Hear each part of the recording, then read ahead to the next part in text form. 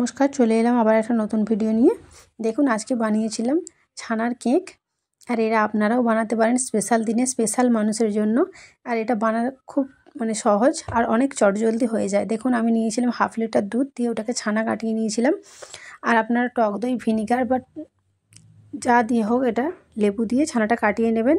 ছানাটাকে ভালো করে তারপর মেখে নিয়েছিলাম। তারপর ওর মধ্যে দিয়েছিলাম চিনির গুঁড়ো আর দিয়ে দিয়েছিলাম গুড়। আপনারা চাইলে পুরোটা গুড় দিয়েও করতে পারেন।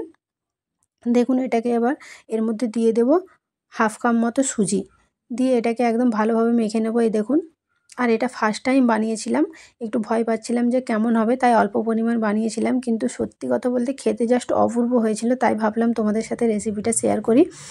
দেখো এখানে তারপরে ওই যে ছানা কাটানোর জলটা, ওই জলটা দিয়েই কিন্তু এটাকে ভালোভাবে একদম মাখতে হবে।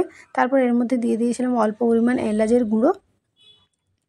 তারপরে দেখুন ওই যে ছানার যে কাটানো জলটা, ওই জলটা দিয়ে বারবার কিন্তু এটাকে ভালোভাবে একদম মাখতে হবে। এরকমভাবেই একদম ভালো করে মেখে নেবো। এই দেখুন মাখা হয়ে গেছে। এটা এবার 15 মিনিটের জন্য ঢাকা দিয়ে রেখে দেবো। তারপর 15 মিনিট পর আবার নিয়ে আসছি। দেখো 15 মিনিট হয়ে গেছে, তারপর এটা নিয়ে আসছি। দেখো এটা আরও কতটা সফট, কত সুন্দরভাবে মাখা হয়েছে। এই দেখো এর মধ্যে দিয়ে দিয়েছিলাম 2 প্যাকেট গুঁড়ো দুধ, আর দিয়ে দিয়েছিলাম অল্প পরিমাণ বেকিং পাউডার, দিয়ে এটাকে আবার একটু ভালো করে একদম ভালো করে মেখে নেবো। এর মধ্যে দিয়ে দিয়েছিলাম আবার অল্প পরিমাণ কাজু কিশমিশ, আর আপনারা চাইলে এর মধ্যে টুটি ফুটি যে যেরকম ড্রাই ফ্রুটস খেতে পছন্দ করেন সেরকমই কিন্তু এতে দিতে পারেন।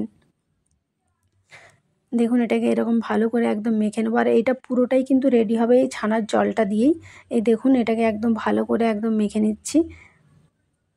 আমি যেরকমভাবে মাখছি আপনারা দেখতে পাচ্ছেন, এরকমভাবেই ভালোভাবে একদম মেখে নেবো। আর দেখুন এখানে ব্যাটারটা একদম রেডি হয়ে গেছে। দেখতে পাচ্ছেন কতটা পাতলা, কত সুন্দরভাবে মাখানো হয়েছে। তারপর এর মধ্যে অল্প পরিমাণ টিফিনের মধ্যে দিয়ে দিয়েছিলাম ঘি। আর আপনারা যারা ঘি খান না তারা এর মধ্যে রিফাইন্ড অয়েলও ব্যবহার করতে পারেন। তারপরে এর মধ্যে একটা পেপারও কেটে নিয়েছিলাম, আর পেপারটাও ভালো করে একদম ঘি মেখে নিচ্ছিলাম। তারপর দেখুন ব্যাটারটা এর মধ্যে ঢেলে দিচ্ছি। দেখুন ব্যাটারটা দেখুন একদম মোটাও নয় আবার একদম পাতলাও নয়, ঠিক এরকমভাবেই বানাবেন। তারপর এটাকে ভালোভাবে একদম চার সাইড একদম সমানভাবে চাড়িয়ে নিচ্ছিলাম। দেখুন তারপর ওপর থেকে দিয়ে দিয়েছিলাম কাজু আর কিশমিশ, কারণ এটাই বাড়িতে ছিল, যা যা ছিল ওইটা দিয়েই বানিয়েছিলাম।